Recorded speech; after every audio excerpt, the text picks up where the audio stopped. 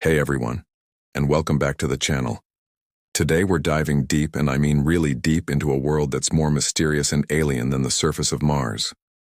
That's right, we're exploring the darkest, most terrifying secrets of our own planet's oceans. You know, we often look up at the stars and wonder what's out there. But what if I told you the greatest unknown isn't in outer space, but right here on Earth? Over 80% of our ocean is unmapped, unobserved, and unexplored. We literally have better maps of the moon than we do of our own seafloor. Think about that for a second.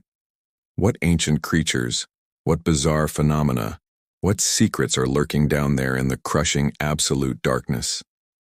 Let's start with the pressure. We live our lives under what's called 1 atmosphere of pressure. It feels like nothing, right? Well, for every 33 feet you descend into the ocean, the pressure increases by another atmosphere. Now imagine going to the deepest part of the ocean, the Mariana Trench. Down there at nearly 7 miles deep, the pressure is over 1,000 times what it is at the surface. It's the equivalent of having 50 jumbo jets stacked on top of you. It's a pressure so immense it can compress steel and instantly crush any unprotected living thing into pulp. It's a miracle that life exists there at all, yet it does, in forms so strange they defy our imagination. And what about the sounds? For decades, oceanographers have been recording mysterious, powerful noises from the deep that they can't explain. The most famous is the bloop. Recorded in 1997, it was an ultra-low frequency sound, louder than any known animal, including the blue whale. For years, scientists were stumped. The leading theory was that it had to be some colossal, undiscovered creature, a real-life leviathan patrolling the abyss. While they later attributed it to the sound of a massive ice quake, many other sounds remain a complete mystery. There's the whistle, Julia, slow down, all-powerful, unidentified sound signatures from the deep. Are they just geological processes we don't understand yet? Or is something, or someone, down there, calling out from the darkness? The fact that we don't know is what's truly unsettling. Now let's talk about the inhabitants. We're not talking about sharks or dolphins. We're going to the twilight and midnight zones where sunlight never reaches. Here, survival is an art form, and the creatures are living nightmares. Take the anglerfish. It's famous for that bioluminescent lure dangling in front of its face, a single point of light in an eternity of black, attracting smaller fish right into its gaping mouth full of needle-like teeth. Or the goblin shark, a living fossil with a terrifying extendable jaw that shoots out to snatch its prey. These aren't monsters from a sci-fi movie, they're real animals swimming in our oceans right now. And these are just the ones we know about. Every time we send a deep-sea submersible down, we discover new species. What else is down there, waiting in the shadows that we haven't found yet? The ocean floor is also a graveyard. Not just for shipwrecks, though there are millions of those, each with its own ghost story. I'm talking about whale falls. When a massive creature like a whale dies, its body sinks to the bottom of the ocean. This creates a unique temporary ecosystem. A single whale carcass can feed an entire community of deep-sea creatures for up to a century. Scavengers, from zombie worms to sleeper sharks, strip the skeleton clean in a slow, macabre feast. It's a stark reminder that in the deep, death is a source of life. A cycle playing out in the crushing blackness over decades. Let's not forget the geological terrors. The ocean hides some of the most violent places on our planet. We're talking about hydrothermal vents, often called black smokers. These are fissures in the seafloor that spew out superheated, mineral-rich water, reaching temperatures of over 750 degrees Fahrenheit. It's a toxic, scorching environment, yet entire ecosystems of bizarre tube worms and ghost white crabs thrive there, feeding on chemicals. But it gets scarier.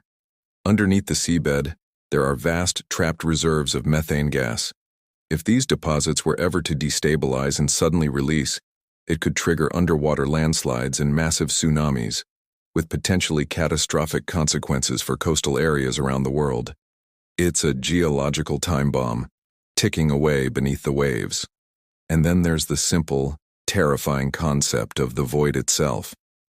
Imagine being lost at sea, in the middle of the open ocean. There's nothing but an endless expanse of blue in every direction. Beneath you is a mile-deep chasm of darkness. You are utterly, completely alone and vulnerable.